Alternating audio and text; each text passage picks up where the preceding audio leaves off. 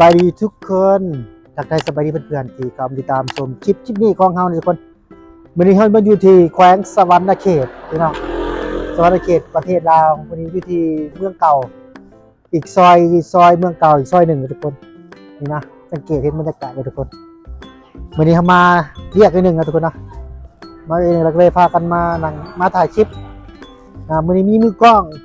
มีมือกล้องพิเศษก็มีนะเบอร์ถ่ายเองทุกคนบรรยากาศสังเกตพี่น้องพาผนังวันนี้เขาพาทุกคนมาเที่ยวมาลินนะทุกคนนะวันนี้เขาก็มีข่าวชิมาอัปเดตนะพี่น้องเนาะอัปเดตเกี่ยวกับน้องธิดาลาวเป็นสีมาคอนเสิร์ตในฝั่งลาวฮันในบุกรที่เขาว่ากันพี่น้องบุรีมาแล้วเนาะบุรีมาแล้วแต่ว่าบรรยากาศตอนนี้การเตรียมงานอยู่ในคอนเสิร์ตอยู่ในแขวงสะหวรรณก็ถือว่าได้ไลฟ์ได้เพิ่มไลฟ์เติมได้ง่ายนะเป็นกำลังสีเหตุงานคาดาวคอนเสิร์ตจากพี่น้องคนไทยคุณว่าอะไรบ้างจะมีไลฟ์ขนาดใดทางห้องที่จะมาเน็กเดลิพลเนาะแล้วก็ที่เล็กแล้วก็ทางห้องซื้อดังจากฝั่งเราเยอะแยะมากมายพี่น้องสำหรับทางห้องที่จะมา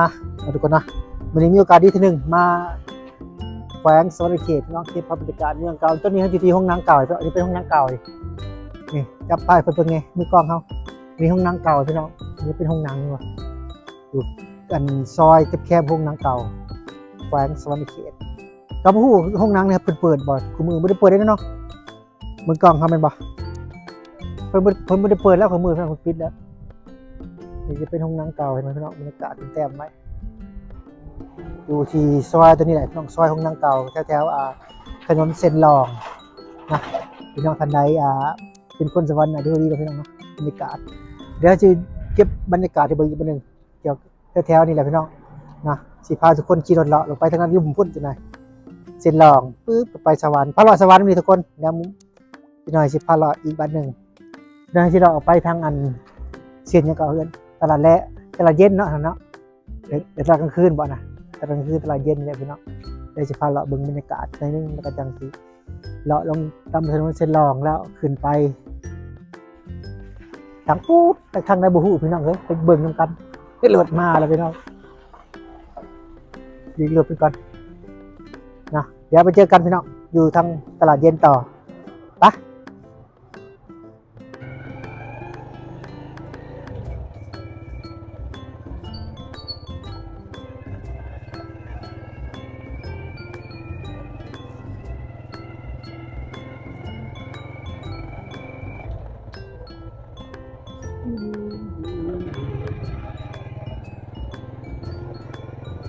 ตอนนี้พาทุกคนเลาะตลาดเย็นเลยคนบรรยากาศถนนเส้นหลองทุกคนถ้าคนมาตลาดเย็นนะพี่น้องใกล้มากตลาดเย็นโดยเฉพาะทุกคนเลาะเส้นหลองแขวงสะหวรรณเขตประเทศลาวนั่นเองพี่น้องวันนี้เลาะด้วยกันจ้าเลาะพี่น้องเลาะถ่ายคลิปเลาะแขวงสะหวรรณเขตอันนี้รู้ว่าพี่น้องจะได้ยินเสียงเขาบอกเขาก็จะว่าไปเรื่อยๆเลยทุกคนนะแต่ว่าบุรียินนักสิภาก็ตำหลังอีกหนึ่งบัดหนึ่งอันนี้สิภาทุกคนเลาะถนนเส้นหลองนะพี่น้องนะเส้นนี้จะเป็นเส้นอยู่ที่ห้องมอแขงพี่น้องเส้นลงหลองลงห้องมอแขงทางด้านหน้าจะเป็นห้องมอแขงเราสิภาทุกคนเลาะไปทางนั้นต่อพี่น้องนะห้องมอแขงสะหวรรณเขตประเทศลาวจ้าการติดเอกสารคือจับเอกสารลงเส้นหลองพี่น้องนะไปเรื่อยๆพี่น้องพาทุกคนชมบรรยากาศเส้นทางฝั่งลาวอยู่ที่แขวงสะหวรรณเขตแล้วทุกคนบรรยากาศก็มาเวียกนะได้ถ่ายคลิปทุกคนไปนำกันอีกบาทหนึ่งหลังจากที่ถ่ายที่แท้แต่เซโนนะวันนี้มาสะหวรรณเขตได้เก็บภาพบรรยากาศอันนี้จะเป็นห้องหมอแขวงสะหวรรณทุกคนมาแขวงนี่นะครับแล้วด้านหน้าจะเป็นวงเวียนพอกระโดดทุกคนรีวิวเลยนี่วงเวียนพอกระโดดดีป่ะถ่ายวงเวียนพอกระโดดให้พี่น้องเบิ่งแน่นั่นดีป่ะพี่น้องนี่คือวงเวียนพอกระโดดทุกคนเลาะไปเรื่อยๆจ้าวันนี้นี่นะ เราไปเรื่อยทุกคนวันนี้เดี๋ยวพาทุกคนมีวิวเส้นทางเป็นกันนะจ๊ะพี่น้องจ๋า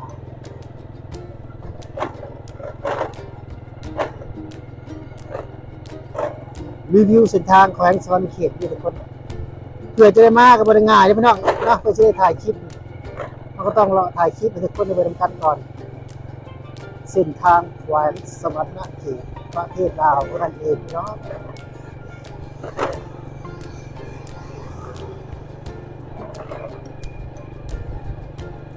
ถ่ายได้ยังบอกมือกล้องเขาเดี๋ยวว่าลืมกดถ่ายไปได้มาลืมกดบ่นี่สิเขาตะหวยลงกรุงทุกคนมาดีนะทางนี้จะเข่าเคยลงกรุงพี่น้องกิ้งขามานี่นะนี่โอ้รถลายเพื่อนเลยถนนเส้นนี้เราได้ระวังนิดหนึ่งนะมาทางนี้ไปทุกคนไปรีวิวถนนฝั่งลาวให้ทุกคนได้ดูวันนี้นะพี่น้องนะ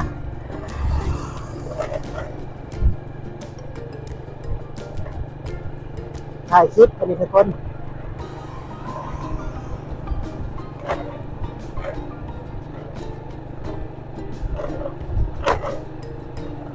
เราจะได้คำมาเป็นยังไงไปตรงเลยเราจะได้มีโอกาสถ่ายคลิปไปดูกันมาเส้นไปเดินฝั่งลาวบ้านเฮาจะโอเคอยู่นะพี่น้องนะ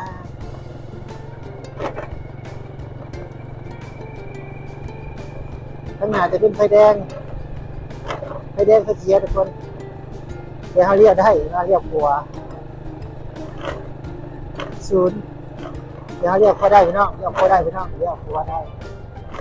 ลงมาทางนี้พี่น้องจู๊ดเป็นทางเนี้ยนะทุกคนถ่ายขี่รถเลาะเลยทุกคน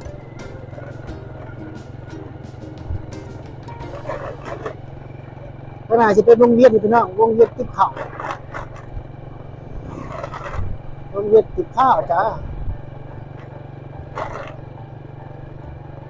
เลาะเลยทุกคนขี่รถเลาะ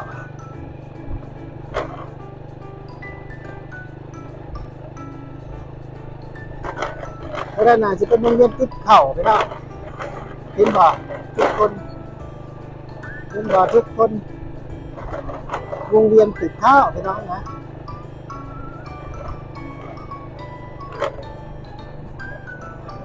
นี่วงเวียนติดข้าวทุกคนนี่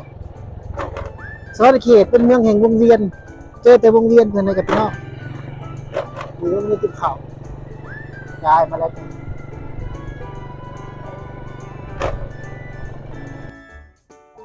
อันนี้ก็คือสถานที่จัดงานคอนเสิร์ตของทางห้องฝั่งไทยเลยทุกคนนี่ที่จะมาลงในสวรรค์ไอเทคของเราในทุกคนตอนนี้เพิ่งกำลังเตรียมสถานที่อยู่ว้าวพี่น้องบรรยากาศตอนนี้ไอเทคสวรรค์เขตทุกคนมือเขาดาวนี่จะมายิ่งใหญ่อลังการอยู่ที่นี่เลยพี่น้องเขาเองก็จะยิ่งใหญ่อลังการกับเพื่อนที่บอกกันมาลุ้นกันในคลิปต่อไปของเราทุกคนนี่จะให้มือกลองน้องชายเป็นมือกลองคือเก้าไหมนี่ทุกคนบรรยากาศตอนนี้ดีหลังจากที่พาทุกคนมาเลาะไปเลาะอันอยู่แถวอันเส้นทางแขวงสวรรณเขตเห็นไหมปะมืดบะแจ้งแจ้งหลังจากที่พาทุกคนไปเลาะอยู่แถวอันสวรรณเขตวันนี้เราจะมารีวิวอีกหนึ่งนี่เป็นวิธีคอนเสิร์ตพี่น้องด้านหลังจัดงานอย่างเกินเขาดาวนะพี่น้องปี2026เนาะถือว่ายิ่งใหญ่ในปีนี้พี่น้องในห้องคนไทยก็มาหลายคือเขาบอกอะไรจะมีภายในที่เล็กในอีกเน็กในรูปพลแล้วก็ในห้องฝั่งลาวก็เยอะแยะมากมายพี่น้องจิมมี่กับลงนะพี่น้องจิมมี่กับลงนี่นะเอาถ้ามีโอกาสแล้วก็จะมาเก็บบรรยากาศให้ทุกคนในเบื้องอีกบัดหนึ่งสำหรับงานเขาดาวอยู่ที่แขวงสวรรณเขตนั่นเองทุกคนแต่ว่าก็น่าเสียดายเลยทุกคนนะน่าเสียดายที่ว่าน้องที่ดาราบุมาแต่เดี๋ยวเขาจะมาถ่ายคลิปน้องที่ดาราให้ทุกคนในเบื้องอีกคอนเสิร์ตเสียงดีในห้องเทวากำลังเป็นกระแสในช่วงนี้นั่นเองทุกคนนะวันนี้ก็พาทุกคนมาเลาะแล้วก็ชิมาเป็นคลิปนี้พี่น้องพาทุกคนมารีวิวเส้นทางอยู่ในแขวงสวรรณเขตแล้วก็มาจบคลิปอยู่วางที่ เขาว่าพี่น้องคอนเสิร์ตจากนักห้องของไทยเยอะแยะมากมายได้เป็นมาพี่น้องงานนี้นะจ๊ะพี่น้องจากเบิ่งในบรรยากาศเบิ่งเนี่ยมือกล้องเขาทางเข้าอันนี้เป็นทางเข้าทุกคนปะไปเซ็กซี่อลังการมากเลยพี่น้องจะแบบยูนิซิโนมือไปวิคลิปก่อนของเขาเลยทุกคนมื้อนี้อยู่สวรรค์เขตพี่น้องฝั่งลาวของเขาคือเก่าคือเดิมนั่นเองนะพี่น้องนะสำหรับคลิปนี้ก็สิเอาสนุกกันทุกคนบ่ยังไรมากมายนะพี่น้องปิดคลิปอยู่นี่แล้วก็จบแล้วก็สิพากันเมื่อนะพี่น้องเนาะสำหรับคลิปนี้ก็ขอบคุณทุกกำลังใจที่เข้ามาติดตามชมคลิปตั้งแต่ต้นจนจบของเรานั่นเองพี่น้องเนาะในความดีใหม่ทุกคนจงมีสุขภาพเข้มแข็งร่ำรวยเงินทองปรารถนาสิ่งใดก็ขอให้ได้สมใจดังปรารถนาพี่น้องในวันสิ้นปีใหม่นี้นะต้อนรับปีสิ้นปีเก่าต้อนรับปีใหม่ทุกคนนะให้มีแต่สิ่งดีๆเข้ามาในชีวิตของพี่น้องเพื่อนๆ FC ที่เข้ามาติดตามชมคลิปนี้ของเราเองทุกคนขอโทษขออภัยที่ว่าไวยินดีดักพันกันนิดนึงทุกคนพบกันใหม่คลิปหน้าพี่น้องนะบ๊ายบาย